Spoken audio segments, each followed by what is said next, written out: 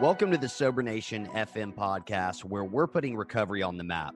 I'm your host, Jonathan Sylvester. This show is brought to you by Sobriety Engine. Do you want to take your recovery to the next level? Do you want more support, community, and fellowship? Sobriety Engine is an incredible free online community of men and women supporting each other in their recovery. You can get a ton of great tips, resources, and guidance to help you succeed in recovery and in life. Visit sobrietyengine.com to join today. Sober Nation FM is also brought to you by Recover Health. If you're ready to get fit and start living a healthier lifestyle, all while supporting your sobriety, then you can learn more about having me as your own personal fitness and nutrition coach at rcvrhealth.com. And whether you're listening to the show on Spotify, Apple Podcasts, or watching on YouTube, please share this with your friends. Follow, subscribe, and leave a review. Nation, let's hop right into today's episode. Today, I'll be speaking with best-selling author, life coach, and international speaker, David Essel. Thanks for coming on the show, David. Hey, Jonathan, great to be with you. Yeah, great to have you here. I'm super excited. We have a lot to talk about. I want to talk about your work as a coach and as a speaker. I also want to hear about your writing as well. But first, I'd really like to jump in and hear a little bit more about your story. So where did your relationship with addiction actually start, would you say?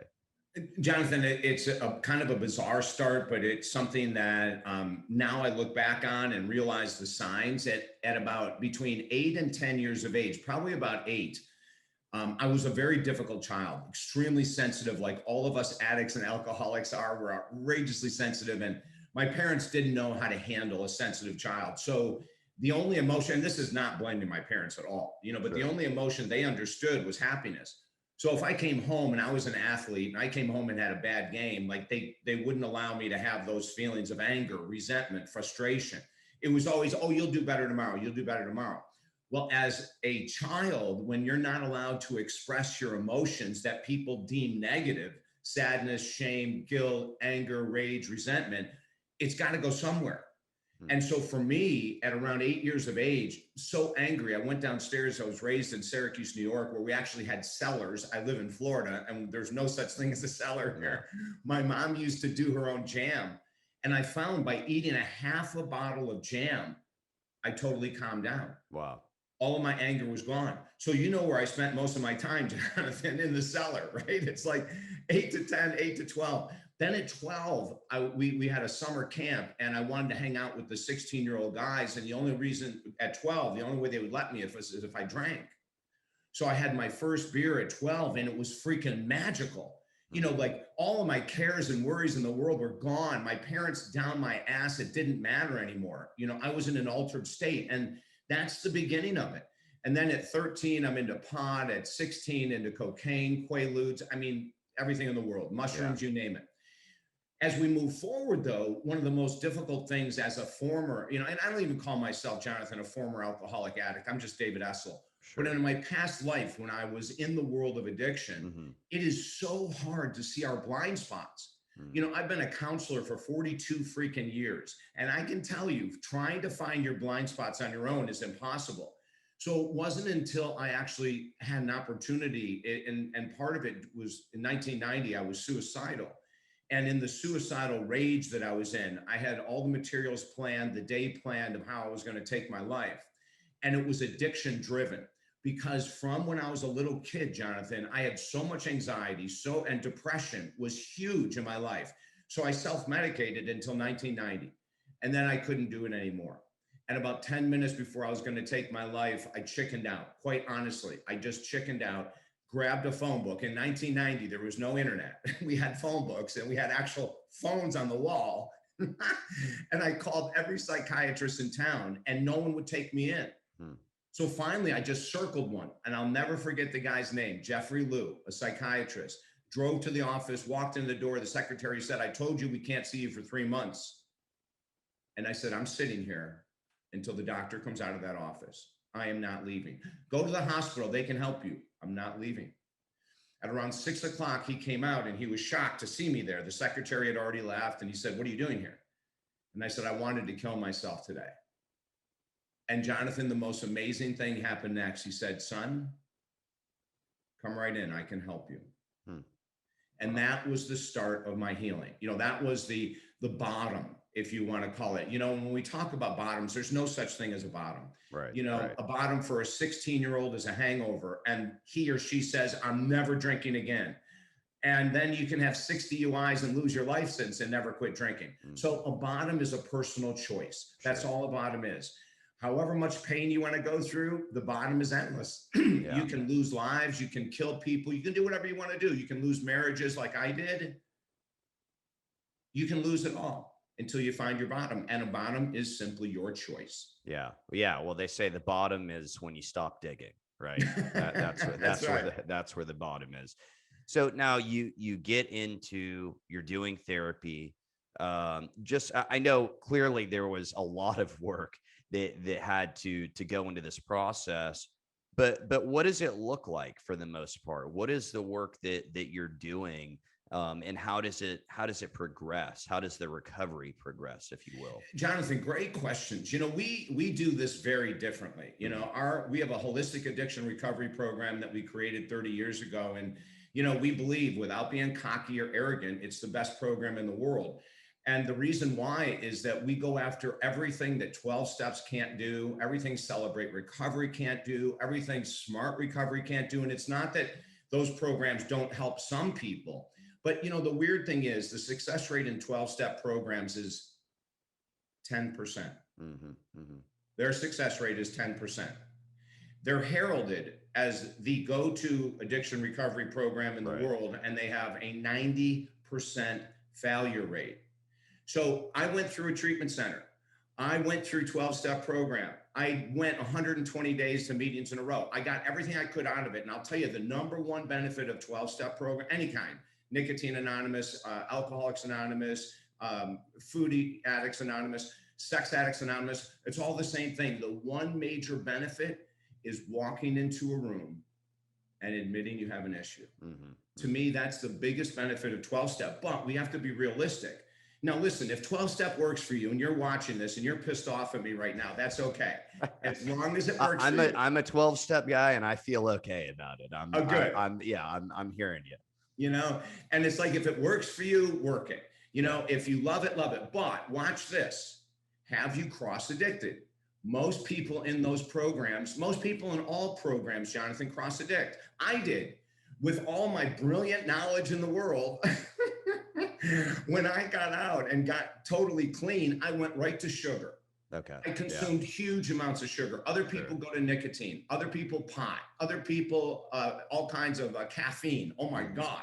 You go into meetings and there's 7,000 coffee pots brewing at all times. That's called a cross-freaking addiction, gang. Yeah. So in our holistic addiction program, we do something that no one does, and that's brain chemistry supplementation with amino acids.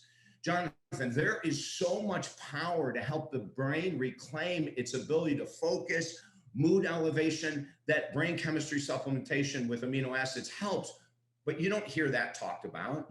What about emotional regulation? You don't hear these words, in these different programs. Yeah. Emotional regulation is the most important concept of recovery. Yeah. So, I wanted to ask you about that. So tell us what that is. What is emotional regulation? Why is it important to people in recovery? Yeah. It's so crucial. So emotional regulation says, I come to a trigger. Okay. A person I can't stand, a frustration at work, an argument with my partner, an argument with the next door neighbor, my boss is a dick, whatever it is, we come to that space and time. And instead of reacting as addicts and alcoholics do, impatient, arrogant, all the words, instead of that, we pull back and we make a choice of how we want to react. And this is the crux of recovery. If people aren't taught this, you're never going to recover at the highest level possible. But when you're in control, like I've got a guy right now who is in my program, right? I think we're at 8 months or something like that. Okay. The other day he was at, and I write articles for Recovery Today magazine, which I think is one of the top magazines in the world. And I wrote this article that's coming up in another month, and I included a story about emotional regulation with my client. Now, this is a guy that used to drink and be irritable and a dick in traffic with his family, everything. He was just an alcoholic. Most of us are just dicks if we want to be honest with each other. And so it's really true, right? So he goes now, he hasn't drank in 8 months, and he goes to his father-in-law's house to prepare it because his father-in-law is coming into town. Okay. So he's sweeping the pool deck and cleaning the pool deck. And then he started screening or cleaning the screen above the pool. He wasn't looking where he walked, and he walked backwards right into the pool. He had his cell phone in his pocket. Oh, man. So he goes down, and on the way down, he's thinking, now this is powerful. How am I going to react to this? See, that's emotional regulation. So he comes to the surface, and his whole family is expecting the old individual, screaming, yelling, why the hell didn't someone tell me I was that close to the pool? Blaming others, right? He comes to the surface, and his 16-year-old daughter comes over with this big eyes on her face going, what's dad going to do? He reached in his pocket, hands her the phone and said, honey, would you put that in some rice, please? And he gets out of the pool, and the whole family is shocked, Jonathan. That's emotional regulation. He had a choice, but it takes a while to be able to learn that, right? Because we're so into instant gratification as an addict or an alcoholic. Sure. You know, we want change like that. So we can change our mood in 45 seconds. Have a drink. In 45 seconds, your mood has changed. Yeah. Take a drag on a cigarette. In 10 seconds, your mood has changed. Emotional regulation takes time, Jonathan. But, you know, I'll tell you, my mom died 2 months ago. A horrendous battle with dementia. I mean, shit. The worst freaking disease that I've ever seen next to Lou Gehrig's disease, ALS. She suffered intensely for 12 months. It crushed our whole family. When she finally did pass a couple months ago, I got the call on a Monday at 11:30. At 10 a.m., I had gotten an image in my mind that my mom was being floated to heaven. And at 11:30, I get the call, she passed at 10 o'clock. It was so amazing. But here's the point. With emotional regulation, Jonathan, there was never even a thought of having a drink over my mom's death. When I went to the wake, to the funeral, to, you know, everything, there was alcohol, of course, available any place you wanted to have it. I never even thought about it. And, you know, and the wild thing about that is that my mom and I were one. We were so intertwined. Now, from 0 to 18, I swear to God, if she could have killed me and gotten away with it, she would have easily 150 times. After I matured around 25, we created this bond that is so, it's still here today, even though she's gone. And when you have a bond with someone that tight and they die, and you're in the past would have reached out for something and you never even think about it, Jonathan, that's what our program does. That's how powerful holistic addiction recovery is. And people need to know you're not an alcoholic for life. You're not an addict for life. If you want to carry those labels, go ahead. But to me, you're screwing yourself. Why call yourself an alcoholic for life? It's not true. Millions of us, I'm not the only one who's completely sober and never thinks about having a drink or snorting Coke. Millions of us, we are completely free. And as I said earlier, Jonathan, and this is so important, drop the freaking labels, and just be you. Yeah. So I want to ask about that. You know, this is a conversation I have a lot. And, you know, I think especially from, you know, interviewing people with all different viewpoints and, you know, we want to be presenting a full picture and a full spectrum of what's going on in recovery. Right. And actually, you know, a while back, we did have a guy on the show, a buddy of mine that I'm close to, and he was talking about the use of amino acids and all kinds of stuff. Now, funny enough, he's actually a 12-step guy too. So I guess he found kind of a combination there. But, you know, so I see both sides of this. For me personally, I'll just lay this out. When I'm in a 12-step meeting and I say, hey, I'm Jonathan, I'm an alcoholic. Now, from a label, like you're talking about, from like a label, and almost say from like a personal development side, you know, just because I'm into a lot of that stuff. Like I see how that could be a negative thing. On the flip side, because like I'm continuing to live that out. Now, I also know that for me, when I'm saying that, it's more about not, hey, this is who I am. I'm this old bad person or whatever. It's more of a I'm part of this bigger thing. But tell me what is the kind of the negative side of that, of the labeling yourself like that? Jonathan, honestly, it's horrendous. In psychology, we all know this. What we feed our brain, we become. Mm-hmm. So if you're going to feed your brain every day saying that you are a negative, because being an alcoholic is a freaking negative, who wants to cherish that? Like, who wants to say, hi, I'm an alcoholic? To me, it's insane. And here's the problem. The conscious mind can say, I'm just saying it because I'm in this group and because this is what group that believes. And I don't want to be, outside of the group. And I'll tell you how to get around saying I'm an alcoholic and still be in 12-step meetings, because we teach people this stuff all the time. The problem is back here, the subconscious mind, which is where our work is. The subconscious mind takes everything you think and say as serious. So if every day or 3 times a week you're in a meeting saying, hi, I'm David, I'm an alcoholic, that subconscious is saying, yup, you're still a problem. Yup, you're still a problem. Yup, you're still a problem. Because there's no benefit in saying you're an alcoholic unless you're an alcoholic. Now, if you go to a meeting and you drank the night before, hell yeah, say, I'm David and I'm an alcoholic, because you just freaking drank.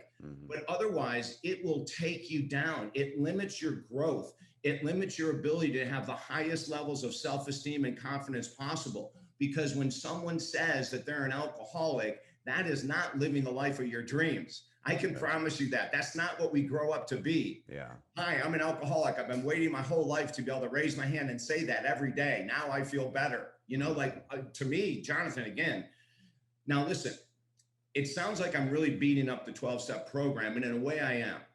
Because for 80 years, they have not changed a damn thing about the program. Yeah. And Jonathan, tell me this. What other organization in the world continues to use operations from 80 years ago with never updating? Can you imagine a car dealership right now today using file cabinets? How far are they going to get in the competition? Right? Yeah. The other thing that, I'm totally against is the one day at a time. Totally against sobriety one day at a time. We won't work with people who say they want to get sober one day at a time. And here's the analogy I give. Where's the commitment? Yeah, I agree. That I agree with 100%. It's so I say to people this, I go, okay, if you turn to your wife and said, I'm going to marry you one day at a time. Right. You think she's going to be ecstatic about the fact that, oh my God, I get to marry Jonathan today only. And then you go, and we'll see how we do tomorrow. Honey. Right. Well, and I think, and look, I get that. And I'll be honest. Look, early on, that's something that, I'm not going to say I struggled with, but it was okay, one day at a time. But also I need to I want to commit to this, and I need to be thinking ahead. But I think you can agree that the one day at a time, like in the bigger picture, the thought is mainly about mindfulness, right? Let me focus on today. Now, I want to ask you, let's say, how can I go into a 12-step program and say, hey, I'm Jonathan, I'm here, I'm part of this, and not label myself an alcoholic? How do I do question. That? Thank you. This is awesome. All you do is say, hi, I'm Jonathan, and I'm grateful to be here today. Yeah. That's it. No more words needed. No, nothing. I don't believe in speakers meetings. And the reason I don't is because every speakers meeting I ever went to, 45 minutes of absolute BS, reliving the past. Who the hell needs to hear that? Why don't we have it 55 minutes of how I have changed since being in this program, and 5 minutes about your nonsense background? And the other thing, Jonathan, we all know this, people make crap up when they're on that. They'll make their story 10 times worse than it's been. Yeah. Probably some of the most important advice, because I've told my story a lot and I retell it, bits and pieces on the show, is to leave plenty of room for the solution, like the good stuff that's happening. Right. And so the first few times it was just like a dumpster fire, it was like the last 2 minutes of it was, oh, and my life has gotten better. So I see what you're saying. Now, one thing I wanted to ask you about is it's also your opinion that there is no specific gene related to addiction, right? Why do you say that? Well, no, we don't say there's not a gene. We say that genes are not the cause of any addiction in the world. Okay. Got it. And it's really important. So when you're born, Mhm. like, okay, I was born with the gene of alcoholism, and I proved it quite well for 30 years. I was a perfect alcoholic. Okay. Alcoholism runs in my family left and right. If I lost an aunt to wet brain, which is the end result of alcoholism, and that is a disgusting way to see someone die. Yeah. It is horrendous. So it's in our family. My brother, myself, I mean, there's just millions of proof that we know that we're genetically behind the eight ball regarding alcoholism. However, the gene can only be activated by repetitively drinking alcohol. That's why it's not the cause of our addiction. At 44 years of age, I had a woman come to me who was a raging alcoholic. As a matter of fact, she had gotten out of the hospital the week before with the highest blood level ever recorded in the state of Florida of alcohol. They couldn't understand how she even survived. So we bring her into the office and we start working with her for about a year. We found out that until about 6 months before I met her, she had never had a drink in her life. And even though her family was filled with alcoholism, she had never drank. And so she came home one day and that year, and there was a message from her husband saying, "Here's the divorce papers. You'll never see me again." She was wailing and screaming in her house, and the next door neighbor came running over and immediately went and bought 2 bottles of wine and came back and said, "We need to have a few drinks." That triggered the genetic code inside her, or what is known as a genome. And within 7 days, she went from having 2 glasses of wine a day to a quart of vodka a day, and then it just kept increasing. So there is a genetic link, but we can't blame genetics, because the gene doesn't pull your ass into a bar and put a beer in your mouth. It doesn't pull you to a liquor store. It doesn't pull you into a party and force you to drink. Yeah. It's all choice, Jonathan. Yeah. And when we can get that in our heads and quit, because when we say that it's a disease, it's not a freaking disease. Cancer is a goddamn disease. Alcoholism is a choice. If you don't drink, you don't have a problem. That's how freaking simple it is. And the other reason we say it's not a disease and it's not genetically caused, and this is huge, if it was caused by genetics, the only cure would be medical intervention. You can't cure a genetic disease without medical intervention. And yet, Jonathan, you and I know there are millions of people that get sober every day without any medical help at all. Yeah. So we have to blow this crap out of the water, take full responsibility. See, being an addict or alcoholic for life, it's a disease. These are all reasons to put a foot out the door. These are all excuses to give us an opportunity to relapse, which is why I come down so hard on these ridiculous statements, Jonathan, because we want people to be sober for life. We want them to see. Now, and I say this to everyone, my first year of recovery sucked. It was horrendous. I was filled with all the anxiety and depression I had never taken care of, but I had nullified with addiction. So my first year was not a pretty place. I was in a treatment center. Then I hired counselors for 52 straight weeks because I knew it was going to be tough. After that first year, it has been a walk in the park, but it's a walk in the park because I have an hour of daily rituals I do first thing in the morning, meditation, prayer, gratitude, reading, journaling, in order to keep my mind straight. And once your mind is straight, you're totally cool. But you've got to have a recovery program 7 days a week that you never end if you want to stay clean. Yeah, got it. Yeah, and so now let me ask you this, because you just went through your daily routine. Do you think that, and I know this, look, not to say that one thing is going to work for everybody, although you may argue that your program can do just that. But let's just kind of assume that one way isn't going to work for absolutely every person out there. Now, not to say that 10% in the 12 steps isn't good, but if someone is actually doing those things every day, like I think that's part of the thought is, I was one of the people that totally talk shit about 12-step programs. Like when I first got introduced, it's a cult, it's bullshit, doesn't work.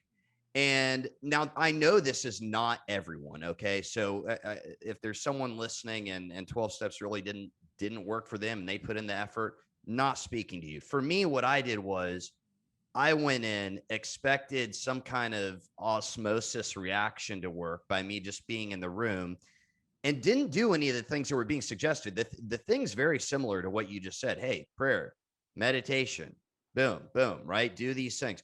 So how much of the success rate is related to, in your mind, the fact that yes, it is the main thing that's like courts send people to 12-step programs and so on. So it's getting the most people, right? But that versus the amount of people doing the work, quote unquote, like what kind of discrepancy do you see there? I mean, do you think there are people that are going in that just aren't doing what they need to be doing, or what is the thinking there? Yeah, Jonathan, it's the same for every program. I mean, Okay, we have clients that hire me, sure. and within 3 weeks, I let them go Okay, got it. Yeah. because they're not doing the work, Mhm. and all the excuses in the world are just going to keep you wrapped in the mire of addiction. So I Sure. say to our clients right up front, if they have homework every week. So here's something different too. Yeah. In our program, you work it 7 days a week in writing, and you have all of these rituals, and you have all of this emotional regulation that you're learning, and you're Okay. taking amino acid supplementation for focus, mood balance, sleep, everything that you can imagine, right? Like, we look at the full freaking picture. So when you're doing that, you're still going to have some people that will refuse to do the work, and we just Sure. let them go. I'm not going to waste my time and their money and their time if they're not going to put the effort in. Yeah. But it really comes down to, I think, a couple of things. Now, I went to 120 straight days of 12-step meetings. When I got Mhm. out of my treatment center, I gave it a really good shot. Yeah. I got everything I needed out of it in Sure. 120 days. And I took the good. And to me, the best thing in the world is walking in and saying you have an issue. I think Mhm. that's so vulnerable. You're so freaking vulnerable. Yeah. Yeah. It's a beautiful sign that you want to recover. But then you've got to have something more than talking to a sponsor once a day, or doing your 7 a.m. Hi, I'm clean, or 7 p.m. I hadn't drank today. We need a hell of a lot more work than that, Jonathan. Than that's and even with all of their fourth step work and everything Yeah. else, which is great. I'm not saying there's anything wrong with it. We need to go deeper. The Yeah. other thing is, bless every sponsor's heart, but none of them, or very few of them, have any background in psychology. They True. don't know Yeah. emotional regulation. They Yeah. don't know the difference between the conscious and subconscious. They don't know how to turn the subconscious that's been trained for 30 years with alcohol around. It's because they're Mhm. not professionals. Yeah. Are they Yeah. doing the best they can? Probably. But I went through in 120 days, I was trying to find a sponsor, and I had to go through four of them Mm. because one of them was telling me I had to pray to Jesus Christ. I said, really? Listen, I'm a minister. Don't tell me who I have to pray for Right. or who Right. to. It's Yeah. like, Yeah. so I got rid of him. Then another guy said, you have to call me every day at 6 a.m. I said, no, I'm not going to call you every day at 6 a.m. I got rid of him. Then I finally found the coolest freaking dude in the world, Jonathan. Oh my God. And he was a former undercover cop Hmm. for 17 years that stayed undercover so he could snort coke and drink alcohol. I Wow. love him. He's Wow. freaking awesome. And he's the one. And this is my second day in 12 step when we were going, or in 12 step meeting, we're going around and people are going, I'm Tim and I'm an alcoholic. And I said, I ain't saying it. I don't know what I'm going to say, but I am not freaking saying that. I'm smarter than this, for God's sake. Phil, my sponsor, was sitting right next to me, and he goes, I'm Phil. It's Saturday. It's great to be alive. And I go, oh my God, I love you. So Wow. we walked out afterwards, and he looked at me and he goes, I've seen you here for a while, but do you have a sponsor? I go, now I do. We had a great time. We met for a month, once a week for a month. We talked. He understood my positioning on what was missing in the program. He totally agreed with me. He never tried to force me to accept the dogma of the 12-step program. And when I told him I wasn't coming back anymore, he goes, I totally understand.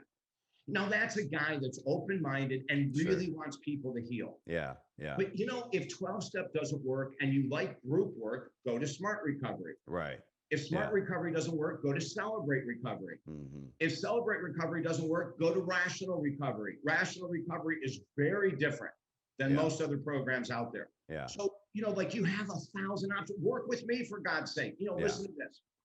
We have 100% guarantee on our addiction recovery course, on all of our courses, Jonathan. 100% guarantee. You go through the course with me, we guarantee When you do what we say, you will be sober. You will go into recovery. That's how confident we are. And Wow. we've had that guarantee for 30 years. Now you're bringing up that like we discussed, and look, we're not here. I think this is a healthy discussion, right? I'm not saying, hey, 12 steps is better than this or anything like that. Like, because I think the discussion needs to be had. I think the point is there's a lot of different paths out there, right? I think there's also no question that there are way too many people dying out there right now for us to be sitting around arguing about this is the way, no, that's the way. But that being said, I think there's two important points. One, there are some changes that need to be made. I think in probably all of these programs. And not only that, I think, it's important that we keep an open mind is the bottom line. So I want to ask you this, putting aside the 12 step or this or that, what are some things that you do as a coach and as a counselor that you think would be beneficial to the people listening to this right now? I would say number one, put all of your effort into finding someone that understands emotional regulation and work with them.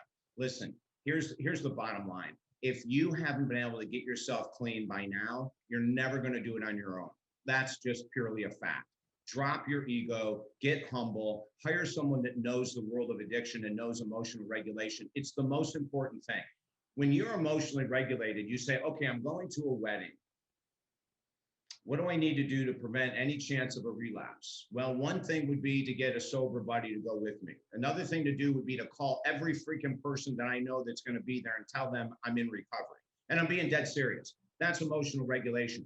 We are proactive in our work to stay clean, Jonathan. That's emotional regulation.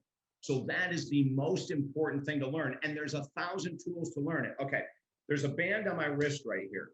And it goes along with a therapeutic process that is one of our big go-tos. It's called cognitive behavioral therapy. You can take away a craving in a half of a second. And this is what I'm saying. Like, there are so many tools out there that people don't know about, Jonathan, from the world of psychotherapy that are crucial in the world of recovery. There's a program called the Sedona method that we teach that is powerful, again, in helping people make last-second decisions when cravings hit, or they're feeling peer pressure from their friends, whatever. It doesn't matter what addiction, alcohol, food, nicotine, pot, it's all the same. So if you can find a counselor, maybe a master coach that really truly understands emotional regulation, and I'm going to point back here again, the subconscious. So the subconscious mind can either be an ally or it can be a saboteur. What we do is when we feed it, that every night at 8 o'clock, I have a glass of wine, or every Friday I get smashed, or every whatever I go on a cocaine binge, or I smoke pot every night now to avoid my children because they're a pain in the ass. Whatever we're doing, like that all gets tucked into the subconscious. The subconscious cannot differentiate, Jonathan, between a habit that we're taking in that is healthy or one that is unhealthy. It can't tell the difference. It just says, oh, David likes to have a drink every night at 8. Oh, he likes to have 2 bottles every night at 8. That data is stored so that when I'm triggered, boredom or excitement, anger or inner peace, anything can trigger the addict. Yeah. We always are looking for a trigger, right? So that's the subconscious. So if you're going to work with someone that understands emotional regulation, the subconscious mind. This has to be turned 180 degrees to be sober for life. When it is turned 180 degrees, I walk into parties with lines of cocaine on a table, and I smile. I go to a funeral with people getting drunk, and I smile. Not one thing will ever take me to that point. If I can go past my mom's death, who was my best friend, my best teacher, my unbelievable partner in life, in many ways she has been. If I can go through her death without ever thinking about using a substance, Jonathan, that's called full recovery. And that's where I am just David Essel. I don't even talk about recovery. I'm just David Essel. Got it. Yeah. Now I want to switch gears here. I want to ask you about one of your books. It's titled Focus, Drop the Law of Attraction, which I want to ask you about that part. Slay Your Goals, a proven guide to huge success, a powerful attitude, and profound love. So Who do you write the book for, and what's it about? Well, first of all, let me tell you this. That book that you chose, which is fascinating, you chose it. It is the most, we have 11 or 12 books out now. It has been the most celebrated book we've ever written. Bookauthority.org called Focus, Slay Your Goals, one of the top 100 goal-setting books ever written in the history of time. Wow. And they put us, Jonathan, right next to Dale Carnegie. Wow. I mean, it Wow. could not have been a more profound opportunity or experience for us. But the book Focus, you know, we talk about the law of attraction from 1980 till 1996. I taught the law of attraction. Yeah. So, and break that down for our listeners real quick, the gist of it. That's not something we've really talked about too much specifically on the show. Okay. So the law of attraction says this. Well, first of all, it's a bunch of crap, but I taught it for 17 years. So I have to apologize for teaching crap.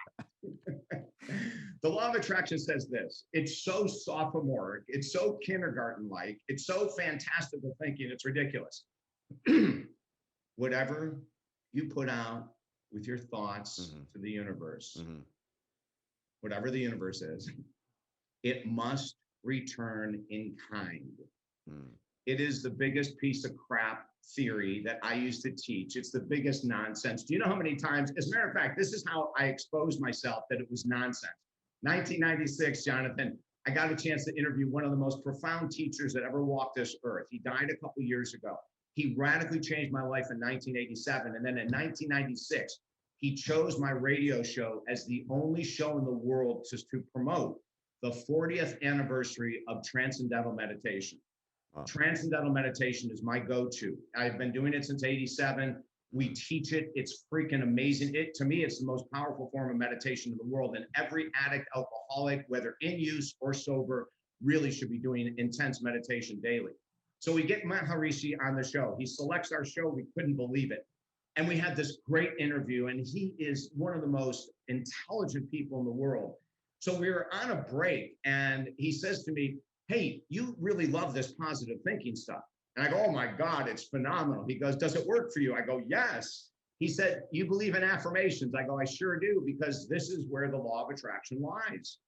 You put out an affirmation and it must return. He said, tell me your favorite affirmation. I go, let me tell you the one I've been saying for 20 years. I'm David Essel, a child of God, happy, healthy, and sober today. And he looks at me and he goes, are all those words true? And I lied. And I said, yes. He said, that's great. As long as your affirmations are real and valid, keep saying them. But if you say affirmations to yourself that are lies, you have no integrity. I go, oh my God, Maharishi, this is so great. 3 weeks later, I awaken and I'm in Orlando, Florida, speaking at a conference, and this tiny little woman walks up to me at the end of the line and she says, can I interview you? I have 20 minutes and I have to fly back to my hometown. I said, what magazine are you with? She goes, I'm not, I'm with Maharishi. And he flew me here because he wants me to ask you one question. I said, oh my God, let's go. We went and got coffee and she said, what do you remember from the interview? Now, the thing I remembered is that I lied. That's what I remember, that I said I was sober and I'm not. But I didn't want to say that to her, right? I mean, Jonathan, I'm not going to tell someone I lied. And so I said, no, I can't think of anything. And she goes, what do you remember of him the most? I said, oh my God, his unbridled joy. And she said, David, I'm going to tell you something that you're probably not going to want to hear. And you probably won't understand it for a while. But the reason that you only remember his joy is because you don't have any. Wow. Jonathan, it hit me so hard, but I still didn't understand it. And I started to defend it. What do you mean I don't have joy? I host a radio show in 300 cities. I live on the beach, blah, blah, blah. I'm filled with joy. She goes, David, I know you think you are. But at some time in the future, you're going to realize that the reason I'm here is going to change your life.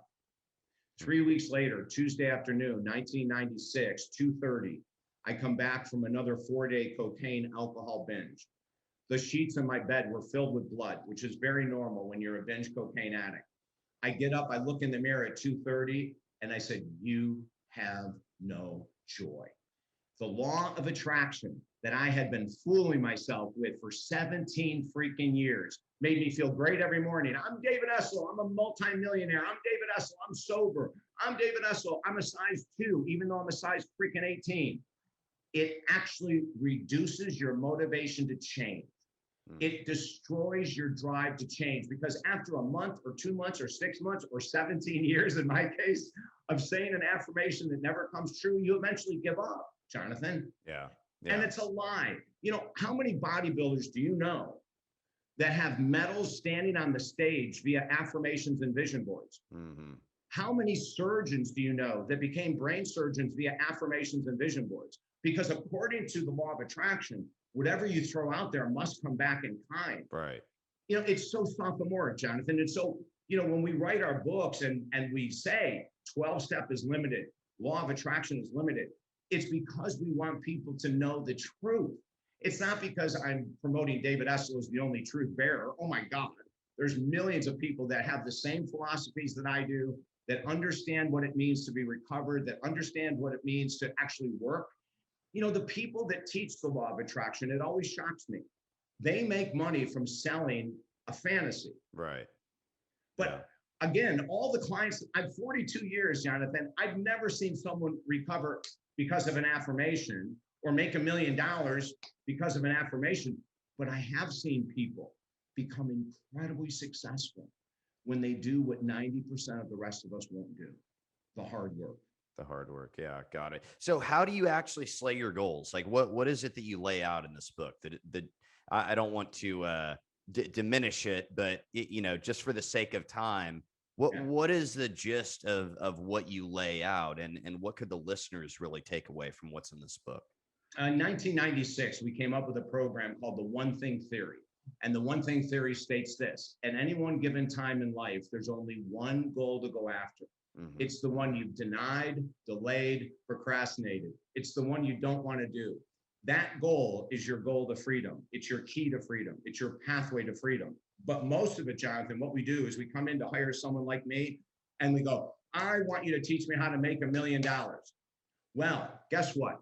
If your belief systems about money suck, I could teach you the greatest program in the world and you will sabotage it because your beliefs are not equal to you earning $1 million a year. As a matter of fact, to wake everyone up, to earn $1 million a year is $82,000 freaking dollars a month. Mm-hmm. There is a tiny percentage of people in this world that have the drive, the gift, the talent to make $82,000 a month. So if you have ridiculous affirmations, if you have ridiculous concepts, you're a size 18 and you're calling yourself a size 2. At some point, you're just going to lose focus because that kind of stuff doesn't happen. But if it did happen, we would just say it was a miracle. And the other thing about the law of attraction, Jonathan, if it was a law, it should work for everyone. Right. And if it was a law and all you could say is, I am sober, and you'd be sober, you would not have a job. I would not have a job. There'd be no need for books, counselors, coaches, therapists, doctors, because all we would say is, I am perfect health. And somehow the universe makes us perfectly healthy. So we need to just get back into reality. You know, sometimes, Jonathan, people go to me, you sound like my freaking grandfather. And I take that as a compliment because they knew that that dedication and hard work to your marriage, to your body, to your spirit, to your attitude, your it takes work to progress as a human being. But, you know, in our instant gratification society, we would love to take a pill to be sober, to lose weight forever. It's not going to happen, but we can make major changes if we're willing to do that work. Yeah. Yeah. And, you know, you've mentioned just doing the hard work a few times, and I'd agree 100%. And I think that, again, you know, I've really enjoyed our conversation, you know, and I think that, you know, some people might kind of take it the wrong way.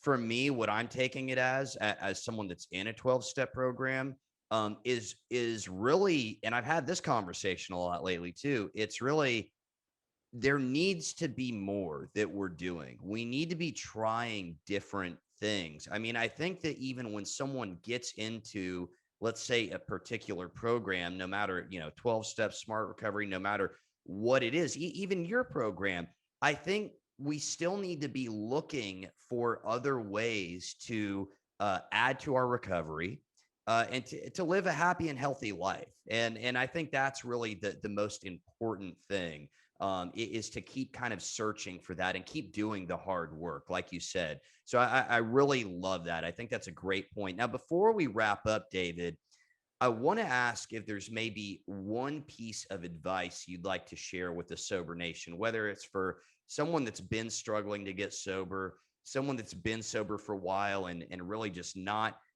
finding that happy life that they're really looking for. If you have any advice for them. We get good advice from people every day that we don't follow, Jonathan. If I look back in the beginning of my recovery, I remember at the treatment center, there was a therapist, Kevin, and we had this love-hate relationship type of a thing, and then at the end, we loved each other immensely. He told me some of the simplest things in the world, to follow. And I didn't right away, right? It was too simple. He said, when you get up in the morning, first thing, drop to your knees. I didn't want to drop to my knees, right? And then the second thing in the morning, when you get up, grab your pen and paper and write what you're grateful for. Now, as a therapist, I've been doing that for years, so that wasn't an issue. But there were other things that he wanted me to do that I struggled with. He said, you've really got to find a hobby that begins at 8:01, because at 8:01 is where you've drank for the past 30 years. And that was accurate, but I didn't take advantage of his information until I heard it the fourth, fifth, sixth, and seventh time from someone else. So what I would say is, if you're struggling, write down the advice you've been given from very smart people that you're not following. Like, that would be the first place, because if you're struggling, you're still smart. If you're struggling, you may not want to do what these people are saying, but do it anyway. Write down those tips, write down those things that people have said. And then look at yourself in the mirror and say, can I start to be serious today? Can I start to do these things I've been told to do today for years? I would start there, Jonathan, because we have so much wisdom inside us that we don't use, for God's sake. So let's use that wisdom, number one. Number two, and I've said this 1,000 times, I'm a fan of group work. And, until COVID, we used to do a ton of group work, and now we're slowly getting back into it. But on top of group work, you need one-on-one assistance. I guarantee it. Groups can be great for certain people, but you need someone to drill down deep, who's a professional, who's trained in this area, to drill down deep and see, what is the source of the addiction? Who am I modeling from childhood? How do I let go of the subconscious mind that's saying, you deserve this? Hey, you deserve this one drink. You've been doing great for 6 months. You deserve to have a glass of wine on your birthday. All of that kind of stuff back here, we need to eradicate. So grab your groups. If you love your groups, go and rock it. Write down the tips that you've been given and start to actually follow them. And then last, at least once a week, work with a professional to help elevate your game. Wow. 3 really solid tips there, David. So you can find David's book, Focus, Slay Your Goals, on Amazon, and you can learn more about his program and working with him at davidessel.com. Thanks again for coming on the show, David. Jonathan, I had a great time. You're a super interview, and have a wonderful rest of your day, brother. Be sure to check out the show notes for all the info from today's episode. Sober Nation FM is brought to you by Sobriety Engine. Sobriety Engine is a free online community of men and women supporting each other in their recovery. Visit sobrietyengine.com to join today. This show is also brought to you by Recover Health.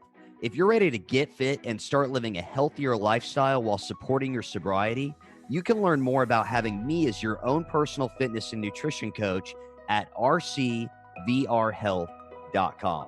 And again, whether you're listening to the show on Spotify, Apple Podcasts, or watching on YouTube, please share this with your friends, follow, subscribe, and leave us a review. Nation, thanks for tuning in, and I'll see you next time.